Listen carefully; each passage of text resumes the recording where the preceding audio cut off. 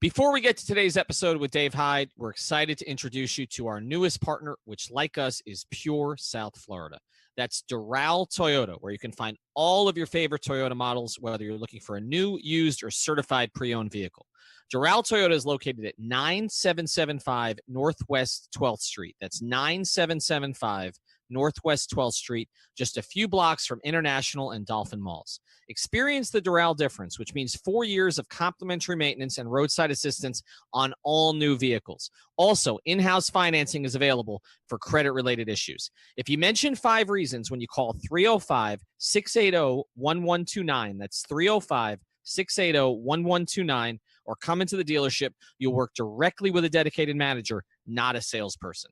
Unlike other dealers, Doral Toyota prides itself on an honest and transparent buying process. That's Doral Toyota, DoralToyota.com, or stop in at 9775 Northwest 12th Street. Vamos, let's go. And now, today's episode.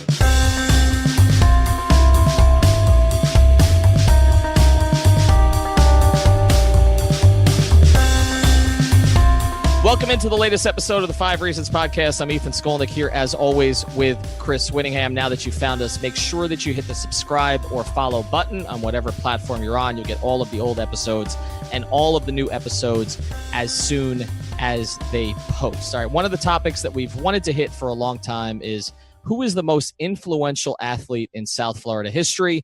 We've ruled out a bunch of guys, Harold Miner, Smush Parker, the great Ernest Wilford has been eliminated here, and some of the others, certainly Heath Bell, not going to get a mention, although he was influential in some ways, I guess. I'd like to do a podcast that was just naming the players who aren't going to be on the list, and it's just us naming names for 40 minutes.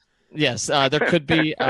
There are some current Dolphins and Heat players probably not going to make the list either. But we do want to. I was going to say, you just go through the roster of this millennium, and that'd be about do it for a lot of these teams. Well, when a 36 David Boston is a good one. When a 36-year-old comes back and he's immediately the number one athlete in the market again at the tail end of his career, it tells you a little bit of something about where we are. But the guy we decided to bring on for this particular podcast, and it's not just because you're old, Hyde. It's because I know what it is. You can say I'm old. I am old. I embrace my elderly status.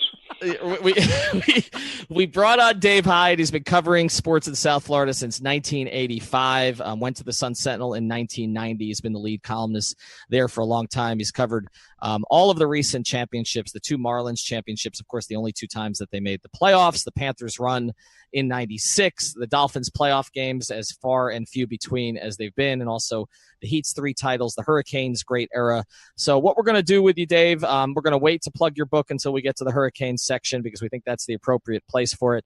We're going to try to break this down based on the different teams. So we're gonna pick one guy from each of these teams. I'll also put this on the polls at 5 Reasons Sports. I let people vote. You can continue to do that. And then when we get to the very end, we'll try to pick one. So let's start here with part 1 with the Heat. And here are the 4 names that I put up there. And it was pretty easy, actually, to come up with these names because the Heat have had a pretty great history over the past 20 years.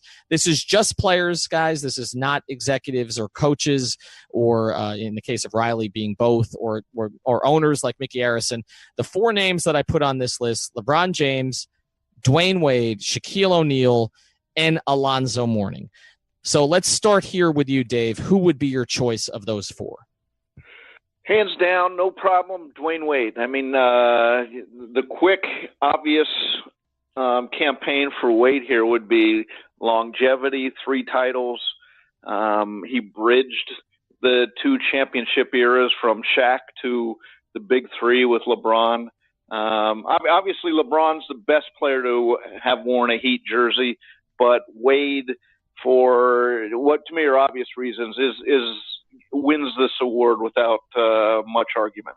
I'm in the sort of agreement with you, Dave. But for me, there obviously, given Ethan's list, we should kind of run through the other candidates. For me, the most compelling case is for LeBron James, because LeBron James, for me, totally transformed this market. There's sort of a bigger sort of designation that comes with influential. And, you know, when Dwayne Wade and the 06 Heat won the championship, they were obviously a massive story, and people were really into them. But I don't feel like from Alonzo Mourning's 1990s teams to the Shaq Wade Heat, for me, the big three Heat were just on a total another stratosphere. And Dwayne Wade is a commonality between the early 2000s Heat and the big three Heat, and the major difference is LeBron James, because LeBron James is just such a cult of personality, is such a larger-than-life figure that because the Heat were the center of the basketball universe, in some respects, the sporting universe, they sort of transformed this market into a city that's way more into sports and transcended the Heat from a team that basketball fans were into to a team that sports fans and even non-sports fans were into. Like, they kind of passed the mom test, or your mom, wait, so what's going on with the Heat, and what are they doing? Like, there was such a big story that you couldn't help but avoid what the Heat were in those times, and that for me is singularly down to LeBron James. So if we're talking about the legacy of the growth of basketball in this city, I don't think that there is obviously Dwayne Wade plays a huge role, but in terms of that transformation, I think LeBron James is more responsible for it than Dwayne is. Shaq had his moment too, from because until that time the Heat hadn't won a title, so you could argue, for that short window when Shaq of 2 years really, when Shaq was riding high. Then he wins the title, and he kind of like said, "Okay, I'm done." But to me, Wade playing with Shaq, growing up with Shaq, really, and having his star rise at that time, and having it remain ascendant right through the big three. And I agree. Look, we won't have another era because of the LeBron and the big three, but. I just have to go with Wade in this. All four of these guys served a different purpose for the Heat. I think that the Zoe acquisition made the Heat a viable basketball franchise. That was the first big move that Pat Riley made, and he had to give up a good piece in Glenn Rice to do it. But that took them from a team that was kind of wandering a little bit and needed a core player to a team that was a competitive 60-win type team. Now, they kept running up against the Knicks, and they kept losing, and it was really more of a regional story. And, Shaq was, making them a national team, which was not really the case with the Zoe, Tim, Dan Marley, PJ Brown teams. And LeBron was making them an international sensation and a team like none that we've ever really seen before. I think the reason you give it to Dwayne is longevity, which is something that he has over the others, even than Zoe, because of Zoe getting sick, obviously, and that changed the dynamic of his career. But also, as you said, he bridges both eras. So it's the Shaq era and it's the LeBron era. He was part of both. He's also, become an international icon on Miami's watch. LeBron was an international icon beforehand. Shaq was an international icon beforehand. And with Dwayne, we saw him grow up, from a guy who was shy, didn't really say a lot his first year, to somebody, who all of a sudden is selling wine and has, is the premier Chinese, shoe salesman and all the rest of the things that Dwayne does these days. So I've got to give it to Dwayne. I don't know that it would have mattered whether he came back or not in terms of it being him. But, also the way that LeBron left, the way that Shaq left, I know the way that Dwayne left the first time around was not ideal. Neither was Zoe's. But I think with Shaq and LeBron, the fact that there was no opportunity to come back, whereas there was an opportunity with Zoe and Wade to come back, I think elevates Dwayne above those guys. Now, I know, Chris, you tend to be the Wade contrarian here a little bit. So I guess you're going with Dwayne, though, right? Yes. Yeah, no doubt. You're going with Dwayne. What would it have taken for it to be LeBron, Chris? Like if he stayed for 4 more years. Yeah. If he stayed, maybe won another title or two. But again, those all would have been with Dwayne. So Dwayne, in the end, because he was there longer and because he would have done at the very least an equal amount of winning to LeBron, like. It's just a totally different, watching someone get drafted and grow up and then win a championship in year 3 and then be the bedrock of the franchise. Like, it's just going to be hard to eclipse that for anyone going forward. Dave, do you have one? I guess not 1, not 2, not 3. If he'd got to 8, I think it would have been LeBron.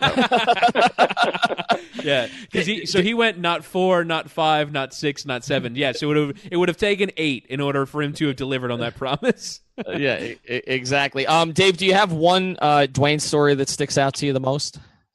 Great thing about Dwayne is because he grew up here and became a star here, and as a sports writer, anybody who gets some age on them, they're much more mature to talk to and much more. Dwayne will say anything now, anything that's on his mind. He has no problem talking about in complete honesty and forthcoming and directness. And he's very. He went from almost a. I remember when he first came in as a rookie. He was, like most rookies, a little. I don't want to say gun shy because he was never shy or anything like that, but certainly his developed thoughts have come of age. The last 7 or 8 years, where he's really become a really interesting and fascinating personality.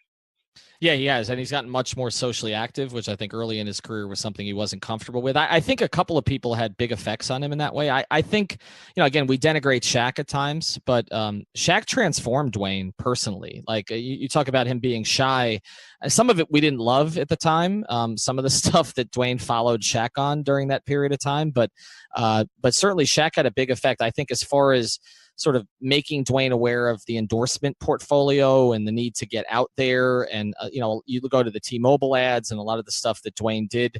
And then I think actually LeBron from a social consciousness standpoint, they did the Trayvon Martin photo together. They did a lot of things together during that period of time. And I think as we see the things that LeBron is doing now, as we're taping this, he opened a school in Akron today. I think a lot of that stuff that Dwayne developed, LeBron had an impact on that. So we're all going with Dwayne. I can tell you that our followers on 5 Reasons Sports went with Dwayne about 91%.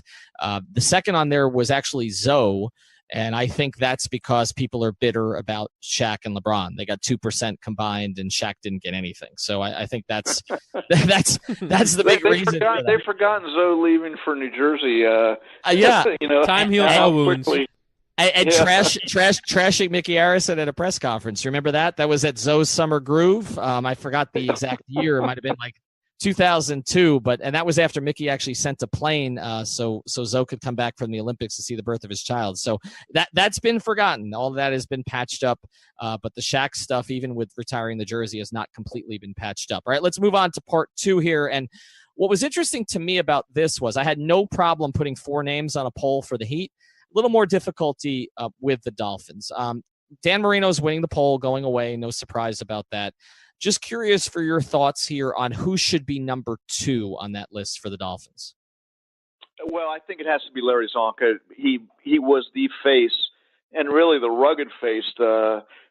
You look at his nose; it was broken so many times. It started when he was a kid, actually milking cows in Stowe, Ohio. He got kicked by a cow brought its snout right up into his nose and broke it. And from that moment on, it was almost like a paper mache nose.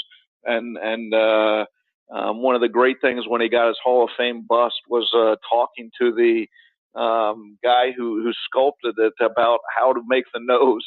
So just his style and his personality made him the identity of that franchise above the other players. But on that team, they had half dozen Hall of Famers, whereas with Marino, for the most part, he lifted that franchise, I don't want to say by himself, but certainly his arm and his style of play was electric in a way that really nobody on the 72 team individually was.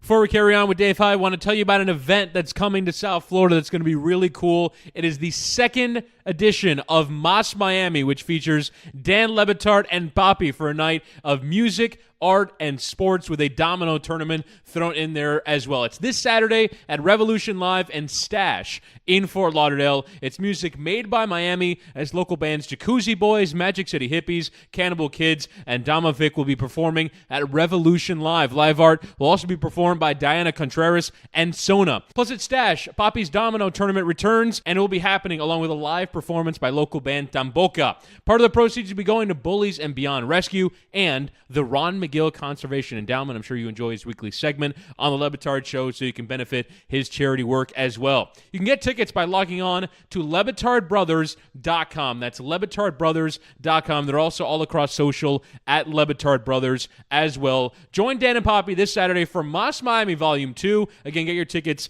at LeBatardBrothers.com. That's at Revolution Live and Stash in Fort Lauderdale. Now, back to the podcast.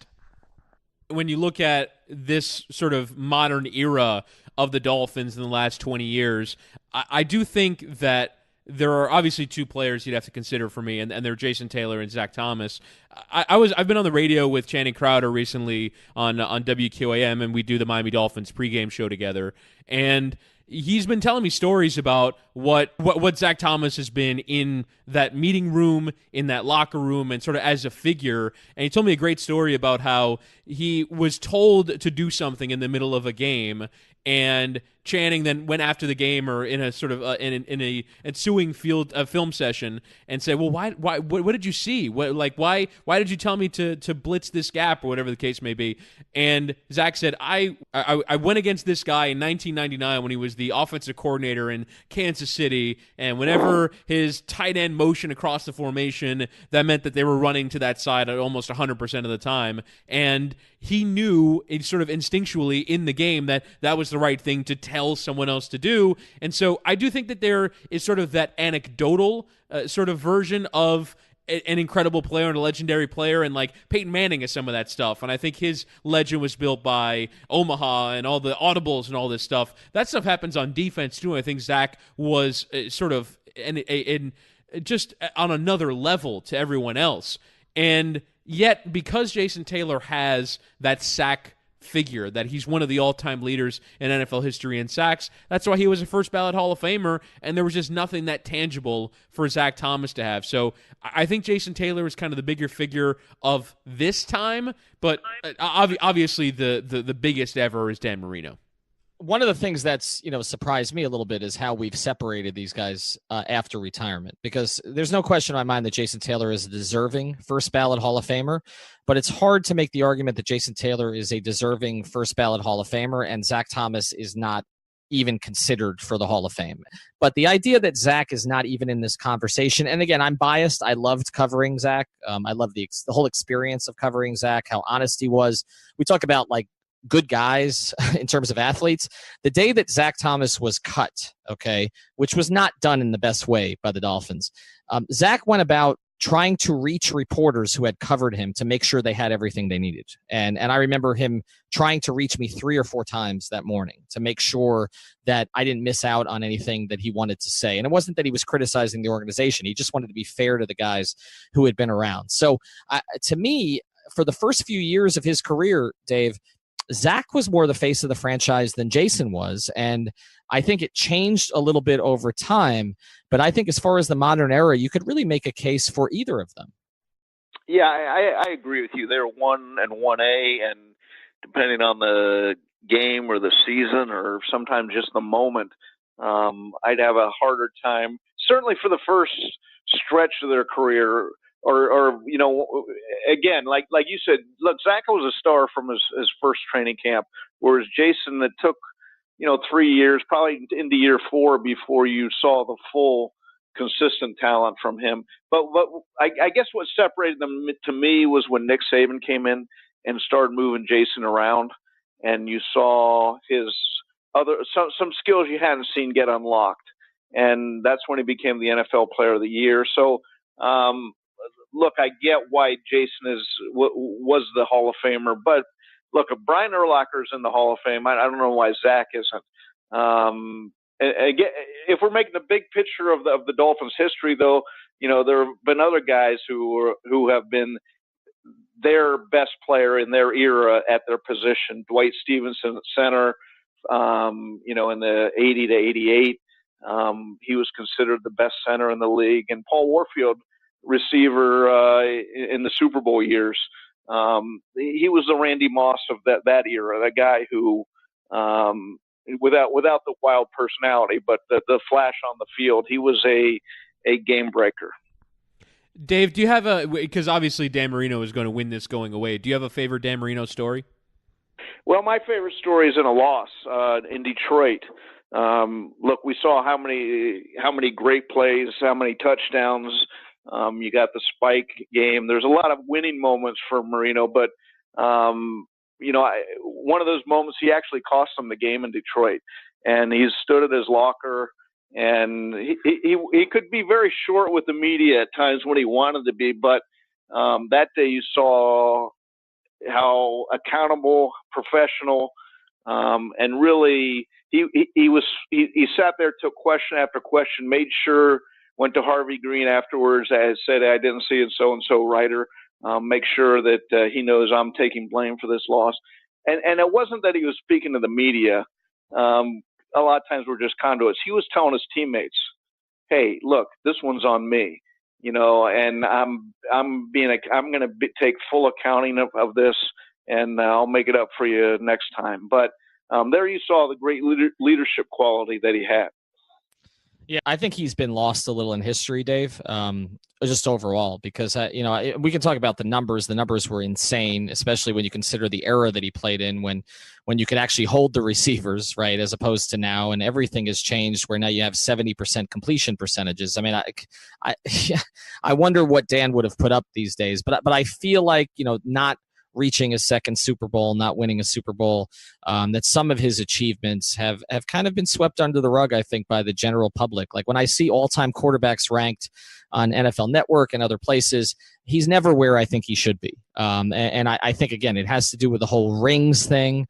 But, a lot of it was they just didn't put a defense around him many of those years. He never really had a consistent number one back with him. They went through so many different backs. And the unfortunate thing for the Dolphins is, when they got Zach and Jason, Dan was at the end. And if they'd gotten guys like Zach and Jason and Surtain and Madison 4 years earlier, I think it would have been a lot different for him. And not to say nothing of Ricky Williams in 2002. He just never had those kind of players. But in our poll, a runaway winner here, over 90% for Marino. Zonka is second, a couple of votes for Jason Taylor. Nothing for anybody else. All right, let's move on to part 3 here. We're going to combine these two because a little bit younger histories. Both came in 1993. Neither has had sustained success. One of them has won 2 championships. One got to a Stanley Cup Finals. The Panthers and the Marlins. So of those 2 teams, here's some names that I threw out there, Dave. For the Marlins, Miguel Cabrera, Giancarlo Stanton, Gary Sheffield, another name that comes up. Obviously, there were guys like Dontrell and Josh Beckett and others, Mike Lowell, that they had. For the Panthers, Luongo was the one name that I came up with first. Pavel Bure, John Van Beesbrook was kind of the face of that 96 team that got to the finals and lost to the Avalanche. If I put these 2 teams together, who's your pick?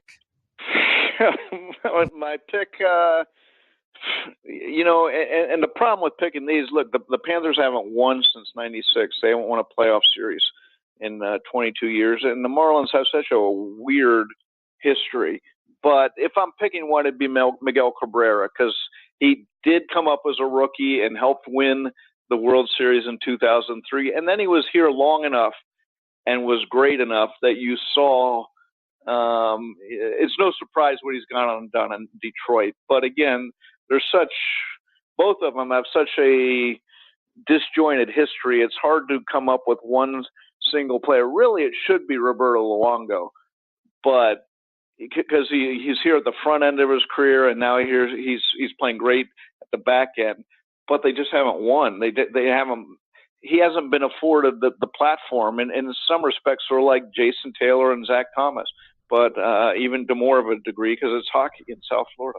I'm going to go way off the board. You mentioned the lack of winning. So if the Panthers got to the Stanley Cup Finals in '96, the Marlins have won 2 championships. So if we're kind of defining it that way, if no one is really here long enough to really establish that legacy with accompanied by sustained winning, then why not pick players from the teams that actually won? So I'm actually going to say, and this is going to be crazy because he wasn't even here that long, that my 2 favorites for this would be Josh Beckett and Edgar Renteria.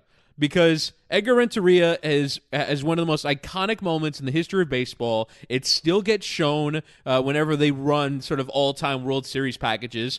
Edgar Renteria hit a game-winning single in the final game of the season in a Game 7 to win the Marlins their first championship, and would have represented, outside of the University of Miami, a first Miami sports championship in about 25 years. So I do think that he should be in this conversation just by virtue of that one moment. I know one moment's stupid, but that's still him winning a championship for South Florida, which they hadn't for a while. And then Beckett with, starting those games in the World Series, starting the Game 6 away from home, pitching a complete shutout on short rest. You can sort of go back to the maybe Steve Bartman's in this conversation, but I feel like just by virtue of the limited history that these teams have, that no one player was a standout player in the league in a period in which the team had sustained success, I do think that those 2 players deserve real consideration. I'm going to go with Miggy here. Okay. I understand what you're saying about the moment. A lot of guys had moments, though, during the 2 Marlins runs. I mean, Mike Lowell had the big home run in Wrigley. Alex Gonzalez had a huge home run. Walk off against the Yankees, yeah. Yeah, and Cabrera had a moment. Hitting cleanup as a rookie who was called up midseason, hitting a home run off a roided up Roger Clemens the opposite way in that game. And then, as Dave said, sustaining the success here, one of the worst trades in baseball history, obviously one of the worst trades in sports history, with him going up to Detroit and then continuing to become, arguably the best right-handed hitter of his era up in Detroit. To me, it has to be Cabrera. I know, Dave, when we look back at Cabrera, it's funny because when he was here, there were criticisms of him too. Like everybody was always on his weight. I remember that well, that he wasn't serious enough and all that, but the guy could just flat out hit. And to me, it's got to be him. I think for the Panthers, it's tougher. Luongo has the sustained success, and obviously he's become such a big force in the community. And you look at what everything with Parkland this past year. He's a great face for the franchise. He's playing at a high level late in his career. Bure had the flash, where he was just an elite guy for a couple of years. I might have to go with Van Beesbrook though, because you look at that the one team that had success. Beezer was the face of that team. Now, we may not agree with everything he said post-retirement and some other things that have happened, but, they had a bunch of grinders on that team, but their whole identity was winning a bunch of 2-1 games. And the most famous game in Panther history, other than maybe the Billy Lindsay goal, might have been the 1-0 loss in Game 4 of the Stanley Cup Finals to the Avalanche in overtime. And that was one of the best goaltended games I'd ever seen, with him and Patrick Waugh going at each other. So I might go with Beezer there, but honestly, to me, it's Cabrera on this one overall, and I think by a pretty wide margin. As an adjoiner, can these teams start winning? All of them, South Florida. Please, we need some teams to start winning down here, don't we? I mean, I'm sitting here listening and thinking, I agree with you, Ethan. But Van Beesbrook probably would be. He was the one guy who picked up a very fascinating team, but he was the one guy who rose above that with his talent. But my God, it's been 22 years since that, and please, somebody start winning again. Help a poor sports writer out, huh? All right, well, help a poor sports podcaster out. Yeah, we need a little bit too here, Dave. It's tough to get like 12. It's tough to get 12 podcasts off the ground when nobody's winning. I've talked about James Johnson's contract 48 times in the last 6 months. For the love of God, can someone win? Maybe he'll be the next guy on the list. All right, let's move to. It's not a franchise per se. Let's move to a program that has done some winning and actually, of the ones we're talking about, might be the best position to win again, which is the Canes. And whereas with the Panthers and Marlins, I had to combine them to come up with 4 guys. With this one, it was a little harder to leave guys off the list. Some names that I threw on the poll, and I can tell you this is pretty much a dead heat between a couple of guys right now. Michael Irvin, Ed Reed, Sean Taylor's on there, Ray Lewis is on there, Jim Kelly, Bernie Kosar, just a ton of names. I mean, that doesn't even get to maybe the best backfield in collegiate history, and all the other players that they've had. For you, Dave, who is number one? Well, my number one would be Vinny Testaverde, and I get he didn't win like everybody else. No, you can't have that Fiesta Bowl and be number one. Come on. There you go. I know that's going to come up, but he was the first.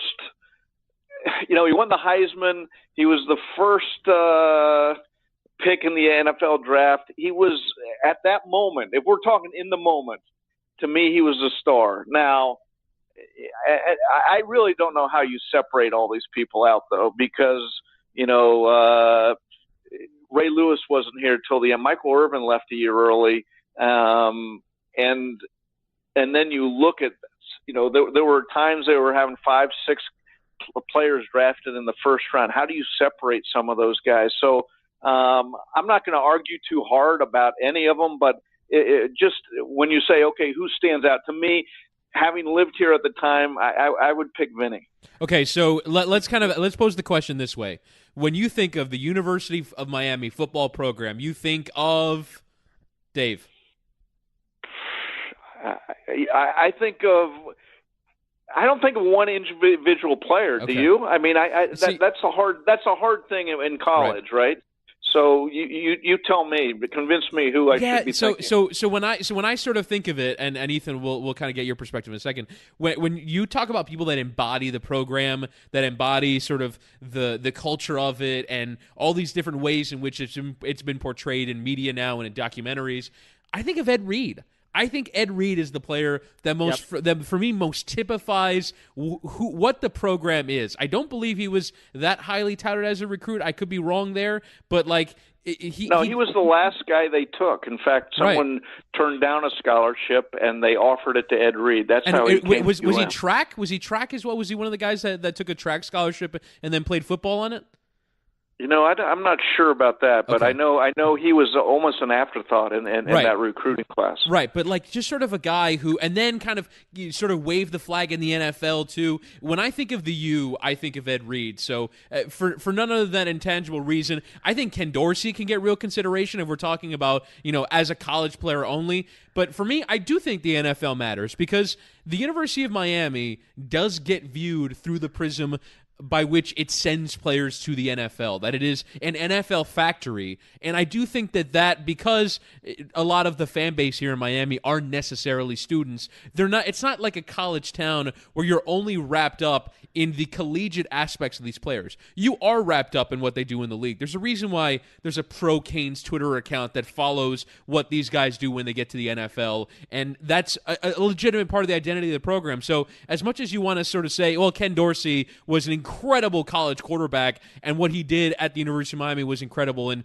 taking that program to a championship, it does deserve credit. And then Steve Walsh and Bernie Kosar and all these different quarterbacks, the Gino Torretta that were there.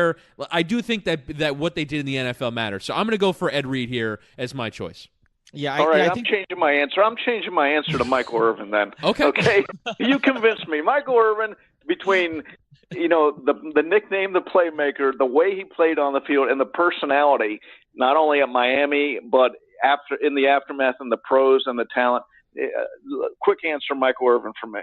Yeah, see, I think you've got to separate this into two categories, and I don't think it's a pro-college thing. I think it's a quarterback and everybody else thing. So you mentioned a ton of those quarterbacks, a lot of whom were up for Heisman trophies. Look, you can make a case for Bernie Kosar. That was that was a huge breakthrough. Jim Kelly was the first great quarterback that they had. So there's a bunch of guys that you can, and as you mentioned, Dorsey had the longevity. So I think there's the quarterbacks. I'm going to put all of them aside. To me, it comes down to three guys, honestly, and you've mentioned two of them. To me, it's Ed Reed, it's Ray Lewis, or it's Michael Irvin. It's one of those three because they embody the program. And if you're going to talk about pro careers too, you got to throw Ray in the mix. I don't believe that he was there when the program did any winning. And now, obviously, taking the program through the difficult stretch that they're in, so he was there. He left in '96, so he wouldn't have been a part of any of the winning teams. And obviously, that was a hugely difficult time in the program. But I do think you'd have to play for at least one of the championship teams.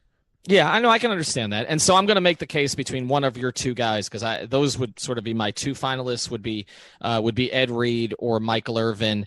And although I was leaning Ed Reed, I'm going to go with Dave on this one, because I just think when you talk about who embodies sort of the attitude of the program the most, not that Ed Reed does not, but he absolutely does.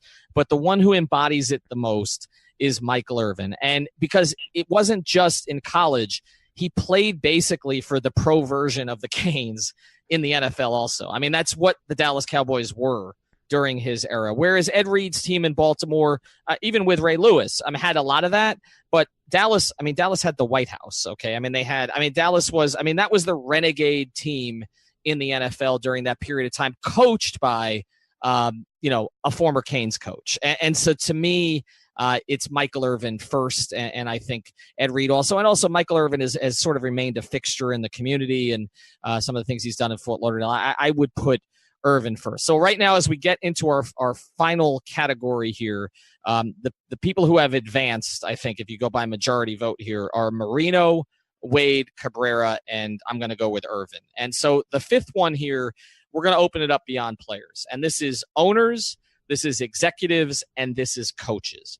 And the names that I put on the list here, and I'm sure Dave will have some others, Pat Riley, Don Shula, Wayne Huizenga, Joe Robbie belongs on there. Mickey Arison obviously belongs on there with some of what he's done recently. Jimmy Johnson, more so for the Hurricanes days than for the Dolphins days. And I think you have to include Howard Schnellenberger on there too, because that was really the start of the Canes program as we know it. I'm probably missing someone, Dave, but is there anybody that stands out to you besides the two that are winning the poll right now, which would be Shula and Riley? Well, if we're talking influences in South Florida, Huizenga owned everything at one time, including a day before Mickey Arison and used his claws to take back the Heat. He owned the Heat. They had a press conference down there, and his brother-in-law, Whit Hudson, was announced as the owner. And so, at that point, he owned every team in South Florida and the regional sports TV network down here. So, influence there, if we're going by influence or impact alone, it'd be that. If you're talking who made the imprint on South Florida for sports, Joe Robbie brought the franchise here, and then Don Shula really took South Florida and sports to a national level for the first time and made the Dolphins a national franchise. Wayne Huizenga for basically solidifying Miami as a major pro sports market, although it hasn't always lived up to that reputation. Having all four teams, hopefully we'll have Major League Soccer soon. I feel more and more confident about that by the day. A major college football program. Miami is one of the signature sports cities in America, even though it doesn't necessarily win often enough. But I think Wayne Huizenga can take a huge amount of credit for that. I think the stewardship of Don Shula of the Dolphins sort of announced Miami's arrival on the sports scene in this country.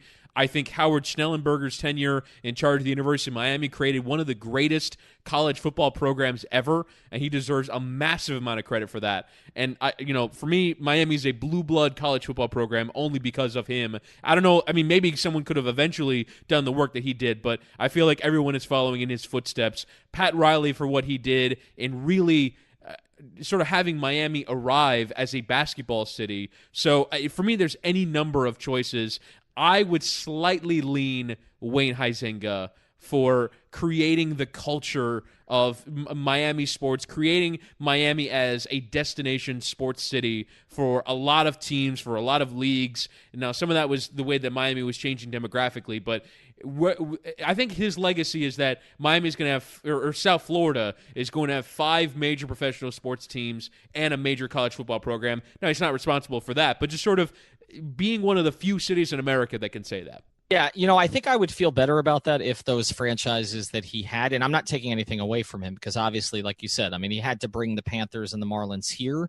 But as we discussed earlier, in terms of the level of success that they've sustained, it has not been there. And I'm not saying that's his fault, but again, he did bail on the Marlins.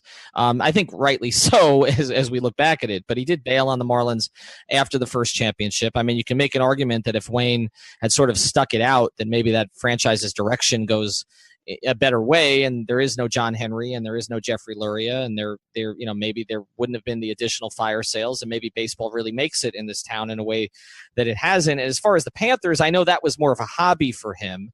He sort of fell in love with the team during the 96 run, but it wasn't something he was really well versed in. But again, there was not the sustained success of that particular team. I mean, to me, again, great credit to Schnellenberger, great credit to Robbie, not only for the team, but also the stadium, which, he put up his own money for. But to me, this is really two people. It's Shula or it's Riley. And I think when you look at this, you have to say, all right, is it more impressive for what Shula did at that period of time in the NFL, to have obviously the perfect season, to have the two championships, to, let's be honest, not be able to sustain, I'm not saying you're going to sustain perfect success, but to be able to sustain great success in terms of getting to the Super Bowl repeatedly, especially when you had, one of the greatest quarterbacks of all time? Or is it a guy who has made the playoffs 18 times during his 23 seasons, won 3 championships, brought the greatest player in the world here, brought one of the greatest attractions in Shaq, in basketball here. Also, he may have wanted to draft Chris Kaman. I know he always denies that, but he did. He did draft Dwayne Wade, and obviously, he's in our final category here. To me, it's Pat. And that's coming from someone. I've written critical columns about Pat at times, and I hated his 2017 offseason. But I just look at that level of success. And to do it in a multi-sport town, like when Shula was here, it was the Dolphins, right? And then, the Hurricanes emerged, and then the other teams, were born in 88, 93, and 93. But Pat has taken a franchise that was really going nowhere and made it the franchise that young people in this market care about the most.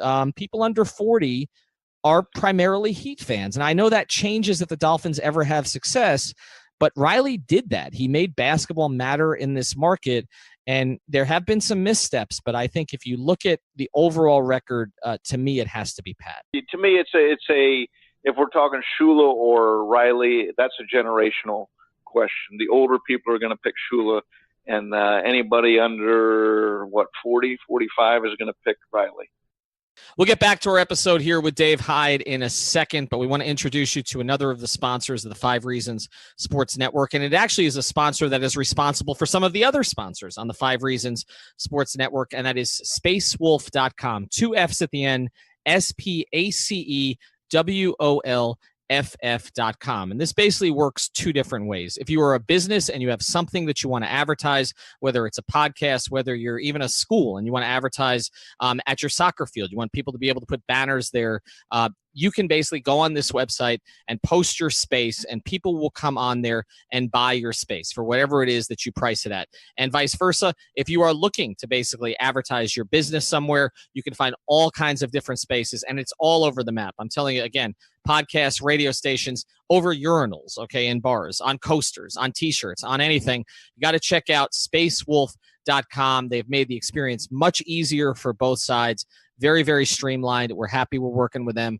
We think you should work with them too. So again, check it out, spacewolf.com. Again, that's SPACEWOLFF.com. And now back to Dave Hyde. I want to ask you this, Dave. I went to an event, about 3-4 years ago. It was at the stadium, and Riley and Shula were supposed to be together, both speaking. I don't know if you went to this particular event. Don was too sick to come. And so Pat ended up, commanding the room there and told some great stories. I was very respectful about Don. I know they've had some interactions over the years, but you would probably know this better than anybody. How much have they communicated over the years? Because I've always kind of found that fascinating, because they approach things very differently, but similarly in some ways. And obviously, are both titans of the sport in two different sports. Are you aware of sort of any communication between them? Yeah, I don't think they had any great friendship or anything, but there was obviously respect for what they accomplished and all that. But they were each of them were in their own worlds to the point. And Pat isn't he doesn't have a lot of friends inside basketball, or he didn't until I think he's reached out a little more in recent years. But the one thing I do remember is, like, I want to say 96, 97, there was a Make-A-Wish banquet in which both of them showed up with Doug McClain, who at the time had just taken the Panthers to the Stanley Cup final, and Jim Leland, who I think the Marlins had just won 97, so it was probably 97. And at that time, we were riding high in South Florida. You think of those four names: Shula, Riley, McClain, again, just in the Stanley Cup finals, and Jim Leland. That was blue blood of South Florida sports. And who knew at the time it would be the high point? You keep getting back to how bad it's gotten. I totally understand you on that. Who was the Canes coach at that time? So that would have been 97. Would that have been Dennis at that stage? I'm trying to remember. No, it would have been Butch at that time. And they were climbing back up from the NCAA sanctions. So okay. That was one of the rare times in the 20-year period where Miami football wasn't good. One more before we get to the sort of our finale here, where we pick one from the guys. How do you evaluate Jimmy Johnson's legacy? Because I find it complicated, because obviously, we talk about Howard kind of built the program, but that Jimmy took it to kind of unprecedented heights. And then the Dolphins thing, like, it's a mixed bag. Like, we talk a lot about Zach and Jason. I mean, those were his players that he drafted, but he didn't sustain it, didn't draft Moss, drafted John Avery. We can go through a bunch of that, kind of lost interest, was day trading a lot and doing other things by the end of his tenure here with the Dolphins. So what is Jimmy Johnson's legacy to you? To me, it's great legacy. And in fact, it's got better with time. If a Dolphin coach right now would go to playoffs three times in 4 years and win 2 off playoff games, we would have parades on Biscayne Boulevard.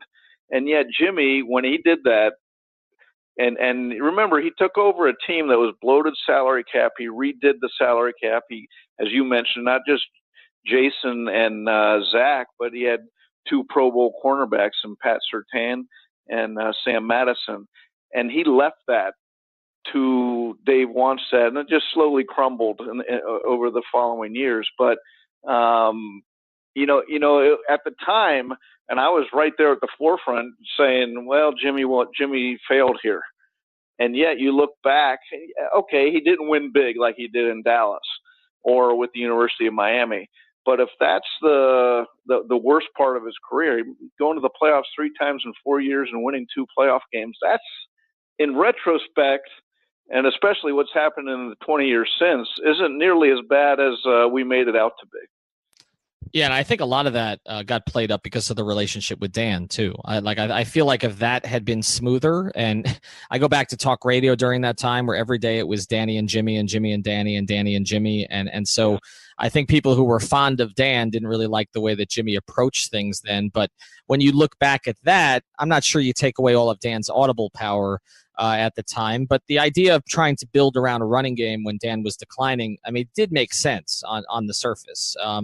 And they actually got 1,000 yards out of Kareem Abdul-Jabbar, who was, not an elite back. So, they got close, but they can never kind of get past it. All right, so we've gotten through our 5 categories here. I need Whittingham to weigh in on. Well, Whittingham did weigh in on this actually. So Chris has picked Huizenga for this category. I picked Riley. Dave, who advances here? Well, to me, I'd go with Huizenga just from the standpoint of founding baseball and hockey, pro franchises down here, owning the Dolphins, briefly owning the Heat in one of the weirder scenarios. And so we're talking influence on South Florida. It would be that. If you're talking the biggest winner, then to me it's a toss-up, Riley or Don Shula, and I'm sure both would defer to the other just because of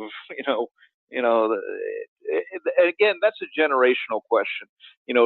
Shula defined South Florida at a time where it really was nothing from a sports standpoint nationally, and yet Riley delivered in the last 25 years or so many of the highest moments of an otherwise at times bleak landscape that. And then the 4 years with LeBron were just, it was like a circus every night. A meaningless night of a game against Milwaukee on the road in February was something you had to watch because you never knew what would happen. And that was on Riley's watch and his creation at some point. I was so close to changing my answer to Shula, so I'm glad Dave agreed with me. Yeah, actually, Dave, that random night in Milwaukee, I think John Henson had 18 rebounds. He was the latest random scrub Heat killer. Guys started doing things against the Heat they'd never done before. Like Paul Millsap suddenly became a three-point shooter that he then carried out for the rest of his career based on what he did against that team. Wayne Ellington basically started his career by killing the Heat repeatedly. The only thing in this department against Riley, working against him here, is he was such a big name when he arrived. He won championships with the Showtime Lakers. He was a huge name in New York, took him to the finals. Whereas Shula came here as a loser. He was a two-time loser, lost the Lombardi championship game to Lombardi, lost to Weeb Eubank and the Jets in '69. And he came with a opposite reputation of why are the Dolphins going after Don Shula? He can't win the big one. So in some respects, Shula really is defined here his whole career as a winner, and his Hall of Fame standing is defined here. Whereas Riley really belongs to the greater basketball world more than just South Florida. Wait, so Don Shula was viewed as a loser? I'm looking at his Wikipedia page. He was 71-23 as Ravens coach. Like, who are these Skip Baylesses of the 1960s that were calling Don Shula a loser? Wait, that's very millennial. You just said Ravens coach. That's very millennial. Oh, I'm sorry. Yeah, the Baltimore Colts. Shula, you talked to him the night before the Super Bowl. He's actually a three-time loser because he lost to Lombardi, lost to the Colts, then they lost the first time they went to the Super Bowl with the Dolphins. They lost to Dallas. He did not sleep the night before the Super Bowl, stressing out over his legacy and all that. He was really worked up over that, and he had the knock. He can't win the big one. So I get how winning changed all that, but there was a time. Up to the time they won with the perfect season in '72, where there were questions about Don Shula and what his standing and his legacy would be.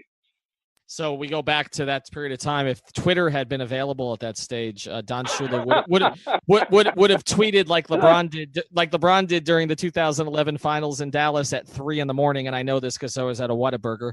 That he tweeted "now or never." So that's what Don Shula would have tweeted before. I would have loved to see Don Shula in the Twitter era. Well, Eric Spoelstra has only tweeted one time, so I kind of feel like that's what Shula would have done. All right, let's get to our last part here. So here's who's advanced. Let's get through this quickly.